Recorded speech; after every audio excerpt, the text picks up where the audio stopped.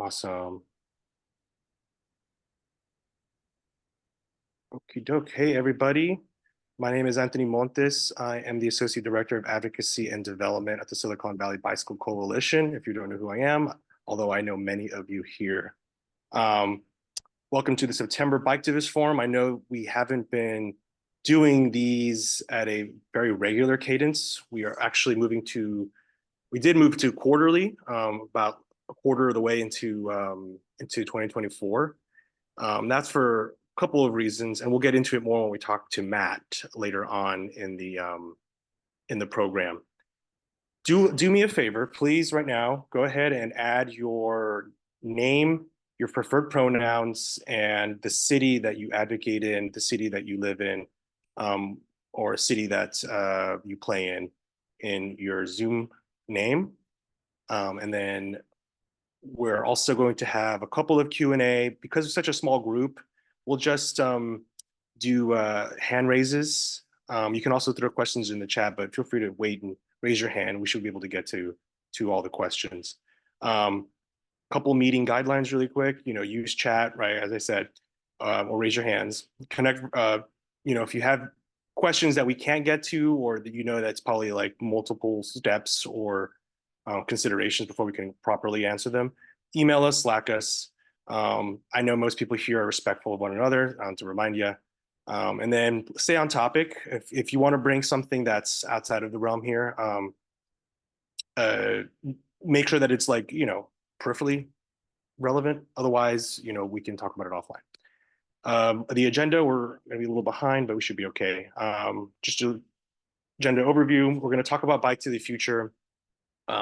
We have Violetta from our development team. Violetta, if you mind saying hi. She's going to go over how to register. She's going to go over all like the little back-end nuances of registering for Bike to the Future. And then after that, we're going to have Matt introduce himself formally. I know some of us have already met with him, either in team lead meetings or in some of the local team meetings. But we want to make sure that we have a venue here where he can actually properly introduce himself. And then if you have any questions, comments about, things that have worked in the past, things that could work better, this is actually a good time to share those thoughts. If you're interested in learning more about him in general, about his past or his background or his vision for the advocacy team, you can also ask about that as well. So really quick, I'm going to dive right into Bike to the Future, which is our fundraiser ride that we do every year. It is super important for us to be able to fund the work that we're doing. This year, we're trying to do our best to frame this ride around funding and supporting our El Camino Real 2030 campaign. If you don't know what our El Camino Real 2030 campaign, it's our campaign to remake El Camino Real a state highway and one of the deadliest in the peninsula, multi-modal complete streets corridor that's accessible to everyone. So we launched this at the towards the end of last year. We already had some momentum going into the campaign launch with Mountain View and Los Altos, basically passing bike lanes on El Camino Real. And then we got even more momentum with some of our Palo Alto people going out and pushing the city and Caltrans to compromise on a facility on El Camino Real in Palo Alto. So we're starting off really strong with this El Camino Real 2030 campaign. There's a lot of momentum for us in the peninsula, especially where things are a little bit more dense. They're not as sprawled out like here in the South Bay and in the Valley. There is so much potential for us to do great work in San Mateo and San Carlos and Millbrae, Burlingame, South San Francisco to actually get bike lanes on El Camino Real and actually see by 2030 significant progress and see a lot of our different goals met. But we want to make sure that we can actually fund that work. SVBC, we have several funding streams. Obviously, we have grants.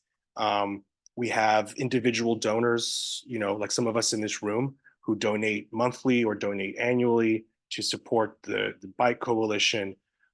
We also have generous corporate sponsors and private sponsors that support a lot of our events, including Bike to the Future. You see here we have Google, Signature Flight, and then for Bike to Wherever Days and Bike Summit, we have even more. So, we try to diversify our revenue streams, but we want to make sure that we do get a lot of great engagement from our existing advocacy base, right? So we appreciate you always putting in that sweat equity, showing up to these meetings, showing up to BPAC meetings, showing up to city council meetings to demand a better El Camino Real, to demand better biking in your cities. But now we need your help. We need your help spreading the word about Bike to the Future. We need your help registering to ride.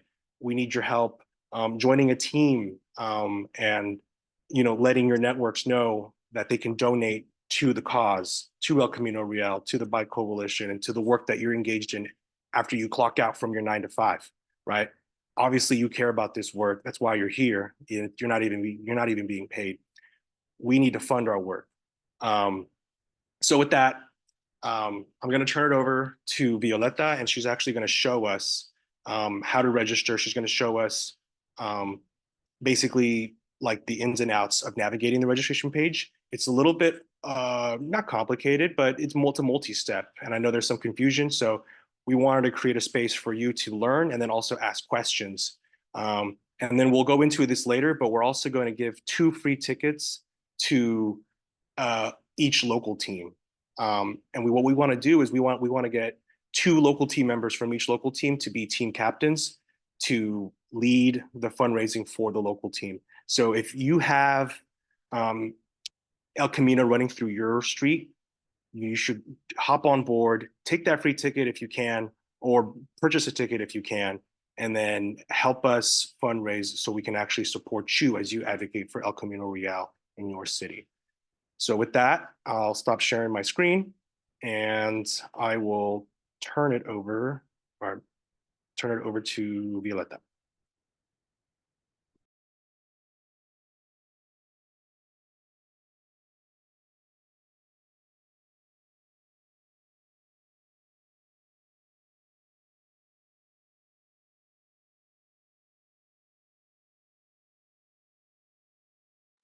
You're muted, Violeta.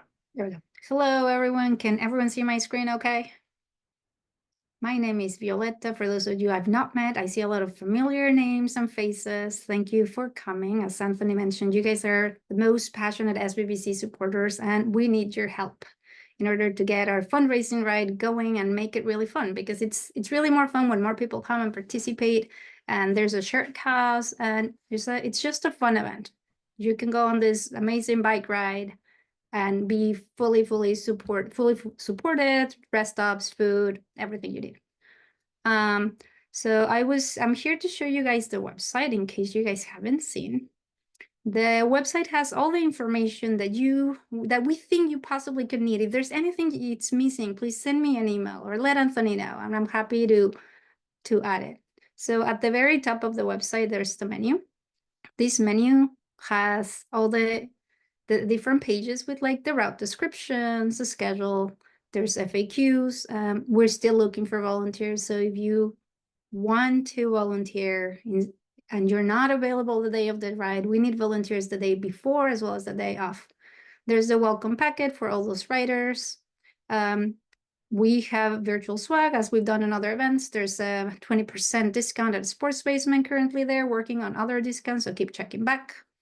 There's the waiver and more information about prior year.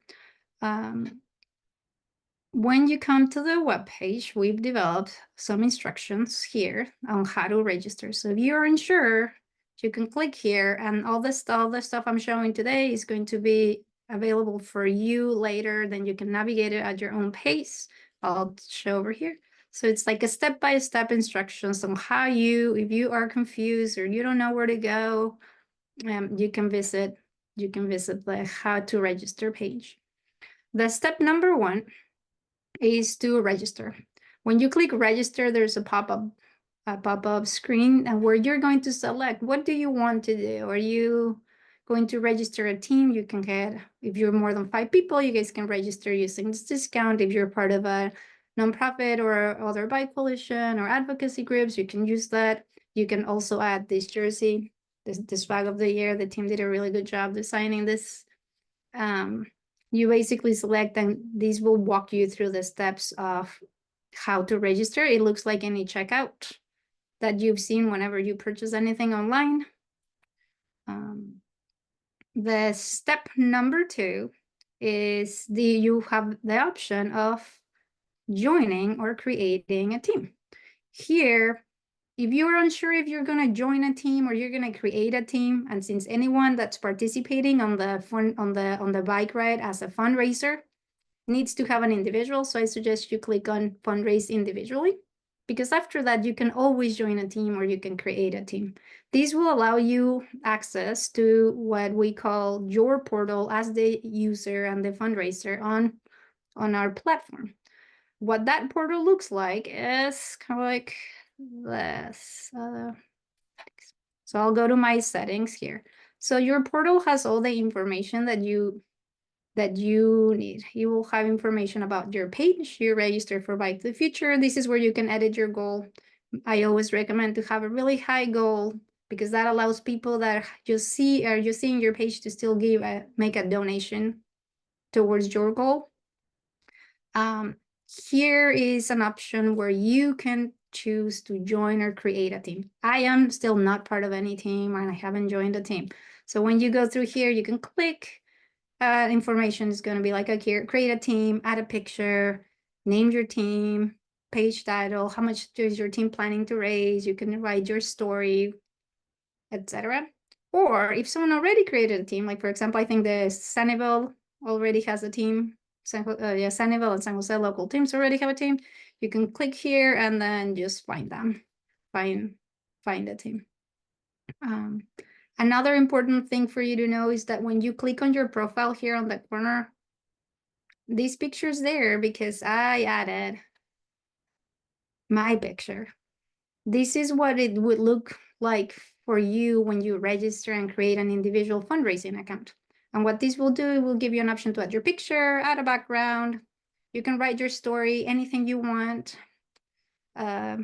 Here to try to encourage people to raise funds. You can add pictures by clicking here. You can add pictures, and then at the very bottom of your page, you'll see who are the people that have donated to you already. Okay, so what this will do is you will be added and you will become one of our fundraisers. So your profile and your picture will be here. So when you are talking to your friends, you're going to be like, okay, but please donate to me. So share your URL and be like, donate to my page. We also have the share button here. And then basically you can share it to Facebook, an email, or you can just copy your link and share your URL so people donate to you directly. People can donate to a team. If I choose a team, people can choose to make a donation to a team. For example, here's the Sanibel team. We have one member, Anthony, standing there alone, I think. No, I think it's team on this one. Yeah, team stands there alone. He is looking for other members that can join. Here you can donate to the team. So when I click donate now, this will prompt a donation to the San Jose local team. So their goal is $5,000. When I make a donation on this page, it will go towards their goal. But if I go like, okay, I'm going to donate to the team, I can go to a fundraisers person and as I donate, and that also goes to the overall fundraising goal of Sanibel. Okay, so we are encouraging everyone to join, create an individual fundraising page, even if you are not able to join the ride. We, of course, want you to come out and ride, but if you, for any reason, are not able to join, I recommend you support SVBC by still creating a profile, and you can join one of the local teams and ask your family and friends and colleagues to make a donation to you on your page. The other thing that I wanted to show is that when people make a donation to you, you will receive an email. You will receive an email and you'll have a notification that says someone just donated to you. And the very best thing you can do as a fundraiser is to make sure that you send them a thank you. So you can reply here and that will send an email to your donor letting them know that you've donated. The other thing that people get really tripped up is that they don't know, like, what do I do? How do I start fundraising? These are all just sort of the steps that we just went through. And we have a fundraising toolkit. Well, there's lots of steps that you can see here. Oops. There's the fundraising toolkit. The fundraising toolkit lives on this page right here, as well as the homepage of Bike to the Future. And this has ideas. It just gives you an idea of what can you do. Can you write an email, set your goal, tell your story? So there's different fundraising practices. One thing that you can do is you can share or look at what SVBC has posted on social media recently and just share it. It's like, I'm participating in this ride, donate to my page. And you don't even have to create anything. So there's the fundraising toolkit and it's available there. And I wanted to show that we have prizes for top fundraisers. These will be updated live as people donate. Team is winning. I am here on second place. So if anyone wants to make a donation today, please donate on my page. This is all the information about the event. We're gonna have a community expo. There'll be like safety bike checks. We also have the jersey. We're still looking for volunteers. On September 26th from 4 to 8, you can come to Sports Basement Sunnyvale and pick up your rider packet. That will include your bib number, your wristband, your water bottle, because everyone gets a water bottle. Where's my water bottle? Right here. Everyone gets a water bottle and free ice cream. Wait, Violetta, you mean if I just register a ride, I can get that water bottle right there? That cool water bottle that's novel that we've never ever created before, ever? Yes, it's the Ooh, very exclusive water bottle, SVBC water bottle. wow. And if you make a donation, you can have this amazing jersey. So get your friends to donate, make a donation. We have very few. This is like super exclusive, very few jerseys. So the people that first come, first serve, we have this. And as I mentioned, we'll have the community expo. It'll be fun. So people that are not riding can still stop by, check out what's happening, enjoy some music, hang out. And I want to talk about prices. And anyone that registers is entered to win an e-bike. And then we have 2 e-bikes. Then the top individual fundraiser will also win an e-bike. So we have different prices. If you're a team captain, you don't have to raise the most money. We're also looking at largest teams. So if you get your team to have like, I'm looking at hands. Sanibel has so many people that are always really up and wanting to ride that if you get them to register and create a fundraising page, that will give you the largest team. Of course, we want you to still ask. And I gotta say, Yeah, go ahead. I gotta say, I have my old Bike to the Future T-shirt, and I wear it proudly. And I also have my water bottle that I carry on my bike that I use for community rides. So get that water bottle. Yes. So I think that's very much an overview, and I don't know if you guys have any questions. I know that some people were wondering about what's the fundraising minimum. And the fundraising minimum is $350 for the team captain. And that would, I mean, that how it will work will give you all the way until the end of December 31st, 2024 to have you and your team raise the funds. So for example, if San Jose local team, who is over here, if the San Jose local team, where did it go? Oh, it's not going to the teams. Yeah. Let's say Sanibel. Here we go. If the Sanibel local team raises, they already raised 300 and they raised already more than $350. So team would not have to make the donation of $350 by the end of December. So we don't see this as a barrier to you. And also I think Anthony has something to say for the local teams, right, regarding the registration. So if you are part of a local team and you want to come and join this, we're going to give 2 free tickets to each local team. Right now, I'm kind of soliciting one-on-one recommendations from people based off the team leads. If you're a team lead, you are being invited right now. If you want a free ticket, just shoot me a Slack message, and I can get you that free ticket. you are going to be off the hook for that $350 commitment. So don't worry about it. For all other teams that are not local team related, they are going to be on the hook for that 350. But 350 is a really, really attainable number, especially in the context of multiple months of fundraising. But you know, for anyone who is getting a free ticket, don't worry about that. It's really more about having local team members present at the ride, and also sharing before and after to help raise funds for what we're doing with El Camino. And I think we have a question. I saw a raised hand, but I can't see you.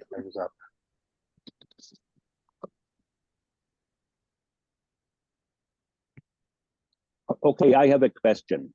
Can you one more time show the selection page of the rides in the jersey? Yes. Because I have a problem with selecting stuff. You are talking about this page right here. Yes, this page. Yes, exactly, that page. So I wanted to select the 39 miles, right? Mm-hmm. Right, I can do it. Yeah. And then I wanted also to select the jersey. Mm-hmm. But when I did that, selecting the jersey, for me, it deselected the ride. So what does it mean? Let me see. We can test that live. That should not be happening. I wonder if there was something that was Or getting my there. question is actually, does $135 for the jersey include a ride? No. Or is a ride in addition? No, that's in addition. So you would have to Okay. select the Yeah. 39, and then you would select the jersey. Yeah. And And you'll have then one of each in your basket. yeah, and then it does say the ticket is for me. And yeah, now select it on the jersey, then it deselects your ride. So which one is right? You, in this moment, you would have both. So if I go back here, you selected this. That's still there. And you also have this. So both of them are there. But I'm happy to help you offline if you have. No, one more time. Can you go up again, please? Okay. This ticket is for me. Fine. Now go to the jersey. Yes. Box down. And this ticket is for me. Select there. And now go up and have a look at the right. It's deselected. It's still there. But this ticket He's saying is for that me. this ticket is for me. Anymore. Yeah, is unselecting when he selects it for It's the unselecting. Yeah. Okay. Yeah, this is so that we know that you're the person writing. When you don't select this, when this is not selected, what will happen at the next screen? It's going to ask you who's the name, who's your guess. Like let's say you're buying the ticket for someone else. You will not select it. When you go through the registration, here you would enter someone else's name. Yeah. We know that no solution would be okay, please, not to select. go back one more time. Yeah. Why does it deselect this ticket is for me when I go down to the jersey and say the jersey is for me? Why does it do it? That is something that we'll have to check on the back end. But when you make this selection and then you go here, knowing that this is yours, it will be all, this is a hiccup. You cannot select the two for you. But when you check out here and this is for you, the only name that we will have associated with that is going to be your information. So we will know that that is for you. So for now, don't worry about checking the box for the jersey. Obviously, it's for you, and then we'll figure out the sizing. It will ask you the sizing as you fill out this. Okay. But I'm happy to help you after. Yeah. I'm happy to help you offline. Yeah, I will try it out. Don't worry. So the main part is then selecting the ride and not the jersey. You can select the ride and the jersey. If I with a one in there, but I do not have to select this ticket is for me. Not for the jersey. No, not for the jersey. Yeah. That's what I'm wanna say. Got it. Okay. Yes. So that was confused. That was confusing for me. Okay, thank you for letting us know. Yes, we can maybe try to add a note somewhere here. I'll check in with our team to see what we could do to make it not as confusing. Okay. April asks, are you still hosting the fundraising dinner and silent auction? No, we ended that, I feel like what, 3 years ago? Since 2020. Yeah, that's right. Any other questions before I wrap us up? Okay. If anyone is interested in creating a page, even if you're going to write or not, but having that page to appeal to potential donors in your network, let me know. I mean, I don't mind organizing like something like in the evening, like next week, where we actually sit down and like brainstorm different appeals. I think if you are going to do this, I think about like every El Camino Real ride that I've ever done, how awesome it felt to have like the wind blowing in my hair and my face and having a bunch of people be able to take an entire lane. And that feeling of joy and freedom and security is something that I want everyone to be able to experience in the future. And as I develop my own appeal for my own page, I think that's what I want to lean on. So, people are attracted to that, and they're attracted to appeals of emotional appeals. Again, if you are interested in that free ticket, just shoot me a message. If you're a part of that local team, you're just shoot me a message and say, hey, I want to come.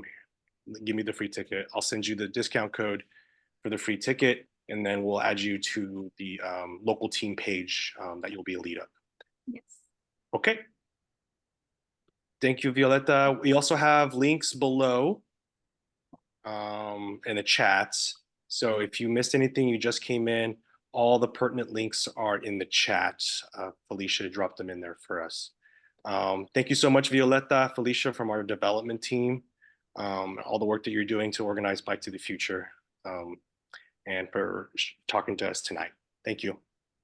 Thank you. If you guys have any questions, always just send me an email, violetta@bikesiclevalley.org. Okay, and I'm taking the wheel back.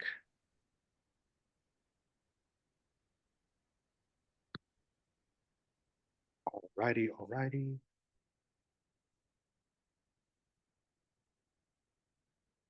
One monitor on a Mac. This is great. Okay. All right. Next up, we're going to have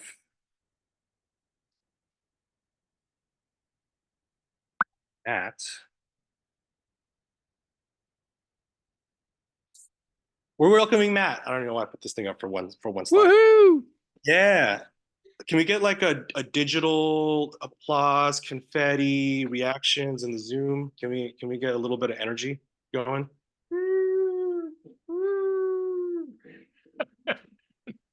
All right. Everybody, advocacy team is in a period of transition. I'm going to start the conversation off saying, obviously, we don't have Diana anymore from our Sunnyvale, San Jose advocates. We are without Sandhya as, towards the beginning of summer.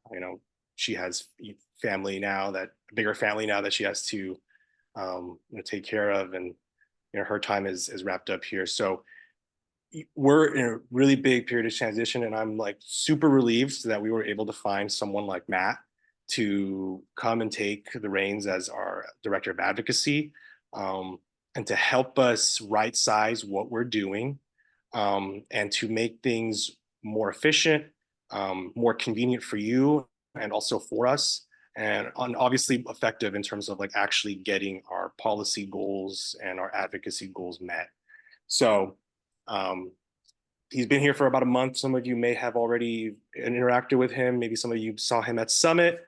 We just wanted to have a few minutes for him to just, have him introduce himself to you. And then if we have any follow-up questions, we can spend, 15 or so minutes asking him those questions about his background, also sharing any thoughts you have about what has worked, what hasn't worked. And then we also have our own mini announcements that some of our team leads already know, as part of kind of like that right sizing and restructuring. So with that, I'm going to stop sharing, and I'm going to let Matt introduce himself to our advocates. Go ahead, Matt. Hey everyone. Thanks for the intro, Anthony. So I'm Matt, and I'm coming to you from San Bruno today, which is where I'm currently living, and it's where I grew up. I've served on the BPAC here in my hometown and also worked as city staff on the city's first bike ped master plan, and helped get some grants for it. And actually, about an hour before this, I just submitted another grant application to help us continue that work, but on the SVBC side with some programs to help support some of the newest infrastructure that I helped secure for the city, which is a new protected cycle track going between Centennial Trail, BART, Caltrain, and our downtown. So I think for me, coming into this role, the way I kind of envision this is how do we build something that's bigger and interconnected where we all can, where we know our council members, we know our BPAC members, or maybe we're on council, or we're on BPAC, and we're all able to build kind of this larger network of stakeholders where we could do some really cool things that can rethink our built environment. So it's a really exciting opportunity to be able to scale some of the work that I was doing working with different jurisdictions.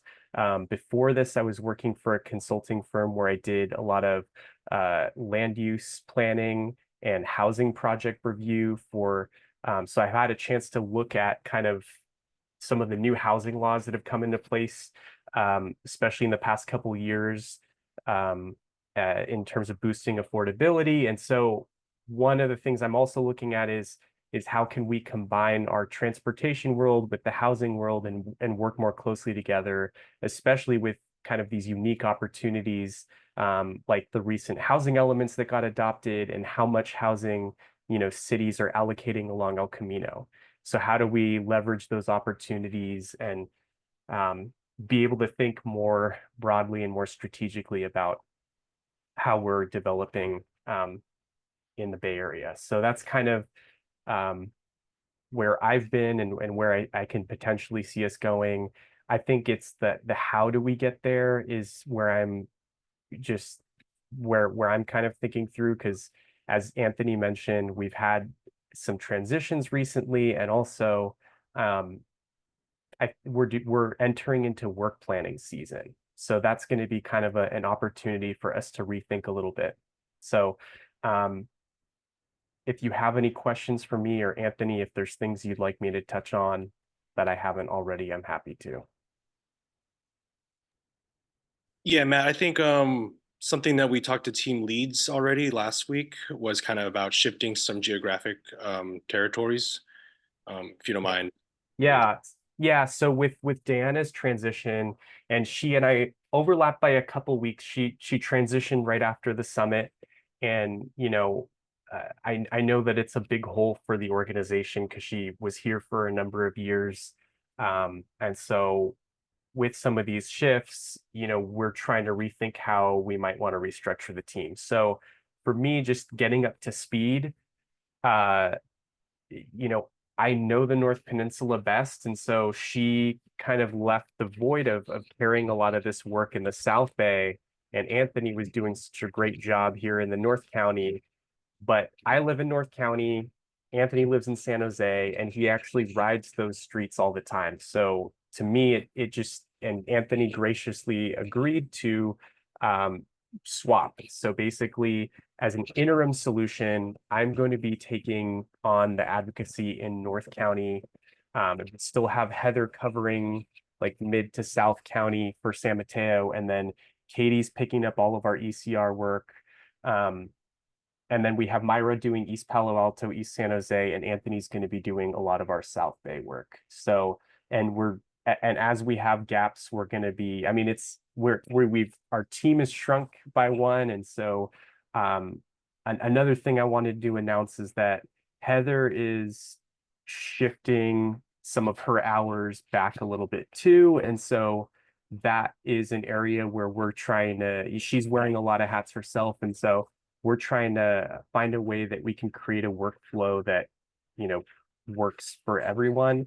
And so I just wanted to say, I appreciate your patience. I know there's been some moments with local teams where, I haven't been able to be as responsive or get to things as quickly. And it's a part of it is it's a learning curve for me. And the other part is we're restructuring our team. So just really appreciate you, understanding that's where we're at now. And we hope to be in have a little bit more clarity, I guess, in the next couple of months.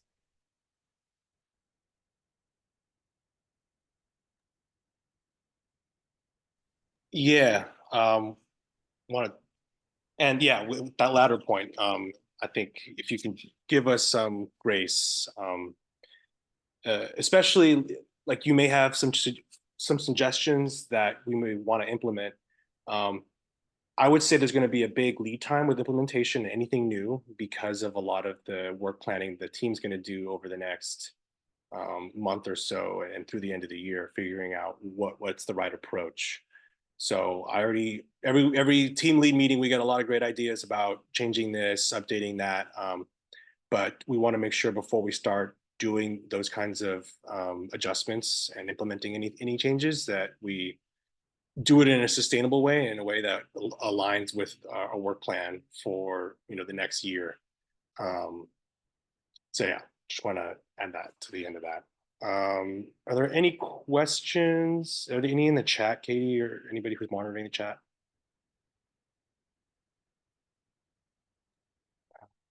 I just replied to Ken's question.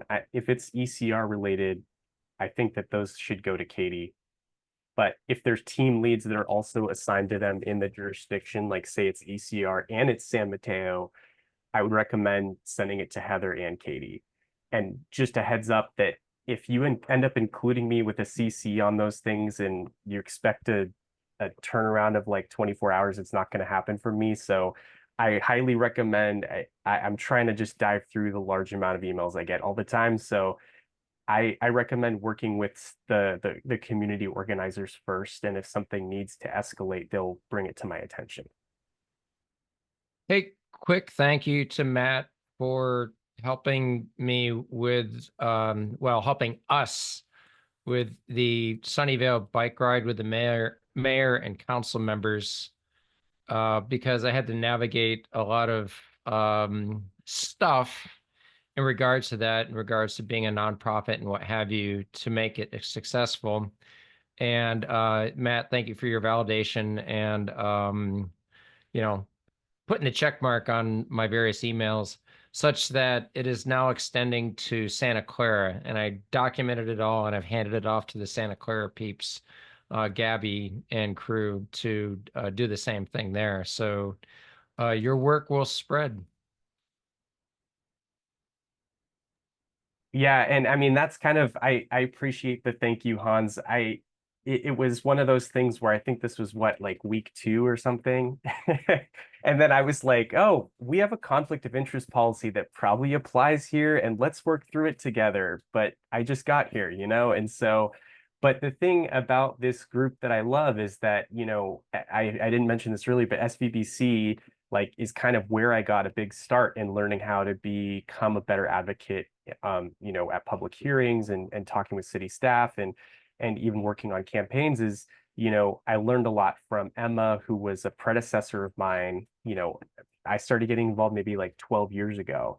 So what I love about this group and a lot of the advocates here is that, we want to push the needle and, make things move forward and become a more sustainable society and sustainable world. So I think along with that comes, it's election season and a lot of people want to get involved. And so I think if I had started maybe way earlier this year, one of the things that I would have thought through, I think more if I had more time, was like, how do we want to think through campaigns? What is a good way that we could activate some of our local team members with local elections in a way that doesn't violate the conflict of interest policy?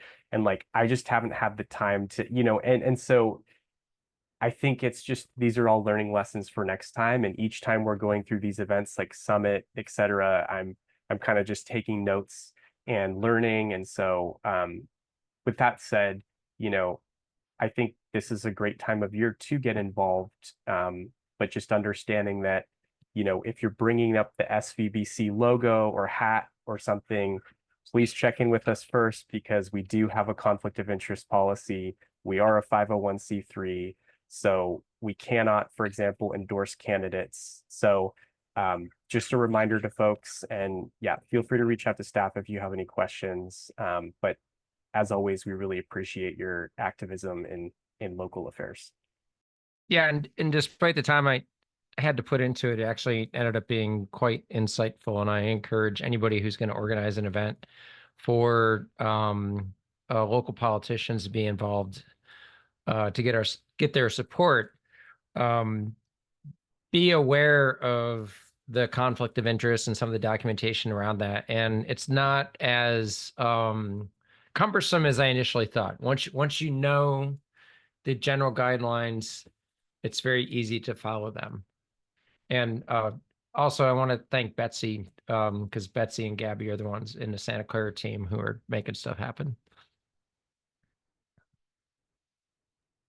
Hey, Matt, April asked, could you please share the conflict of interest policy so we can better understand advocacy constraints?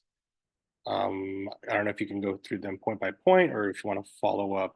I know that we have our own internal document. I don't know if that's for external sharing on that. There's a couple different documents that I forwarded to Hans that I think would be great that I could forward to other folks. I don't know what would be the best way to do that. I also I want to be mindful of time. It's fairly easy once you know it, but there is a lot in there. So I just want to be mindful of people's time right now. I'm happy to send links. Is there a way we could capture is there a thread we could send it to? I can send it in a follow-up email to anybody who registered. Okay. But actually, and I'll send it to all local teams in a follow-up email. That sounds great. Yeah, and follow up with us if you have any further questions on that. Another thing that I wanted to add is we have our policy advisory committee that's coming up next Tuesday, I want to say. And that meeting, I worked with our chair to agendize an item on ballot measures that are related to infrastructure, because a lot of that relates to road repaving. And I think it makes sense for us at least to have a conversation of whether we should be talking more about those. So if local teams have stances on any of those measures, if you'd be able to work with your local team leads and staff on thoughts you might have around those measures, of just things that might be useful for staff to know, and we can send those into the PAC meeting coming up next Tuesday. And you're welcome to attend that meeting if you'd like as well. It's open to anyone. I think there's voting members that are standing as part of that can make decisions, and then I believe it's open to the rest of our members as well who would like to attend. And there's also local team leads that are a part of that committee meeting. Ken asks, is there anything on the schedule to follow up with Caltrans as leadership concerning El Camino Real? Seems like we have an opening to thank Dina Al-Sawani and her team in building momentum on the PAMVLAW. Palo Alto, Mountain View, Los Altos, Wind. Sorry, using acronyms. So where are we with Caltrans leadership? Katie, do you have any thoughts on? I would bring this up. I know that we haven't had an ECR team meeting in a while, but I would bring this up at the next ECR team meeting. We are going to have updates on the Grand Boulevard initiative, and we are planning, I believe the Palo Alto local team tonight will be talking about a party for the Palo Alto win.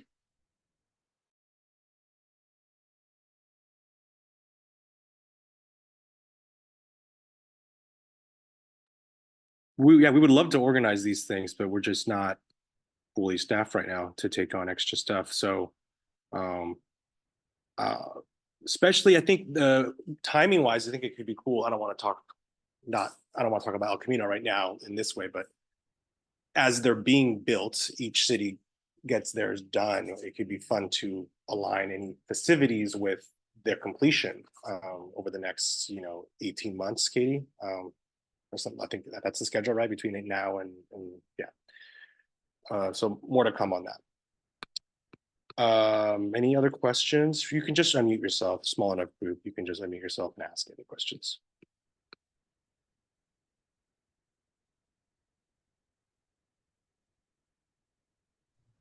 Go ahead, Jordan. Two things, one quick comment and then one question. So the comment was, you mentioned ballot measures around road repavings, and San Jose doesn't have one right now, but they had one in the past, Measure T, that is currently in effect and pays for a lot of our road repavings and sometimes installation of bike lanes. And I know that City of Santa Clara has a ballot measure that sounds pretty similar to what San Jose has. So I'd be happy to talk about San Jose's at the PAC meeting if you guys want perspective on the pros and the cons of how San Jose has done it. And then I guess my question for Matt is around different types of advocacy. I guess I remember reading an article at one point, it might have even been posted in SVBC Slack a while back, I don't remember, about what it called, I think, the 3 different personas for advocacy. It was like the advocate who's just like really excited about things and just trying to bring people into like the movement and showing them the joy of whatever it is you happen to be doing. One is more of the like, I guess, for lack of better terms, like angry advocate, like, trying to, I guess, ruffle feathers and do protests and stuff. And then sort of like the middle ground kind of advocate, which is like, trying to negotiate with, different sides and whatnot. And I know SVBC has done all 3 of those at various points in time. I think SVBC tends to be more focused on the first and the third, but I'm wondering what kind of place the second has in SVBC, and what kind of experience you have maybe supporting or not supporting that kind of advocacy. And I guess I'm curious about Matt's take about the kind of protest type advocacy or tactical urbanism in SVBC's future. Yeah, that's a really great question. And it's something, well, first of all, to respond to your statement, like, yeah, I think that's exactly what we're trying to do with PAC is let's compare and contrast. If we have different experiences, if it sounds like San Jose's moved first on this and Santa Clara is doing something similar, let's compare and contrast and see if there's learning lessons there, so we can do better and correct some of those mistakes moving forward. So yeah, I'm totally open to that. Feel free to bring, if you have stuff in advance of the meeting for review, happy to look through that. That's probably even easier, so I have time to review it. And then to answer your question, so yeah, like I have a background in both working on campaigns and working in activism. I got very involved in activism after the PG&E pipeline explosion happened in San Bruno, because it affected a lot of people that I knew who passed away, who lost their homes, and being able to be working for the city right when that was wrapping up was really powerful. But yeah, I spent a lot of time with groups that were focusing on, restructuring the way that we're thinking about energy. And I saw a variety of tactics used. So I guess that's all to say that, like, what I am thinking for SVBC is that we're more of a thought leader that is similar to like a Spur. That is one direction that I see us going. That's like, we're at the table, we're associated with like BPACs, and we have people who work in cities as city staff for transit agencies and cities, and we have a seat at the table, and we're seen as like, we will push the envelope when needed, but we're like at the table. We have seats at the table. And I do want to say, just like, I think that there was probably an era of this organization and of a lot of these movements where if you're trying to advocate for something that doesn't exist yet, or you're kind of like on the fringe, like you're going to pursue probably more of those tactics that are going to get more headlines that are, so I really want to give thanks to all the people who were like doing this work in like the 80s, and 90s, when it was like critical mass was a way that people were like, getting attention to the need to take up space through biking. And I think that there might be a space for that, but I also like just want to be cautious because I think we do have a brand out there. And I think that's the challenge when we're in a coalition, is it's very broad. So like, how do we find a position that kind of captures the whole spectrum of ideas that people have in this space? And that's a very challenging thing. So I guess I didn't directly answer your question, except say that like, I think I try to find middle ground on things when possible. And I'm trying to find what the range of those ideas in this space is right now. I think Jordan just wanted to get permission to start putting up his own park benches and bus stop benches. You should not do that though, Jordan. All right. Last question for Eric, from Eric and Kathy, and then we got to wrap up. Simple question. So Matt's going to be covering North Bay. How far south does that extend? What cities? So I guess the question, Yeah. Matt, what's the North County territory? Yeah, so North County, I mean, so I would define it as Daly City, Brisbane, Colma, South City, San Bruno. We could potentially include Pacifica as part of it. We don't have to my knowledge, a lot of work in Pacifica right now, but I think there's potential for that to grow. Going down to Millbrae, and then Burlingame, I think, is kind of like an in-between. So it's been looped in as part of the larger, what is it, San Mateo Rides or something like that. And that includes Foster City and Burlingame and Hillsborough. So San Mateo. Yep, there we go. So my area would be basically the northmost part of San Mateo County. Thank you.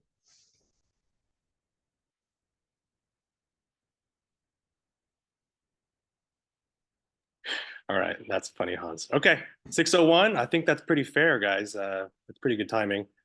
I told you guys, Matt's the real deal. He's awesome. We're super excited to have him. Just be patient with us.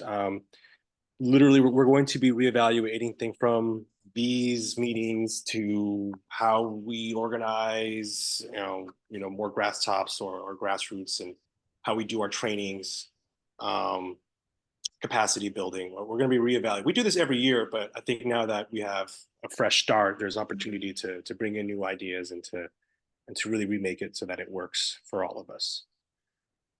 Okay, well, with that, Katie, can you stop recording unless we are not recording anymore?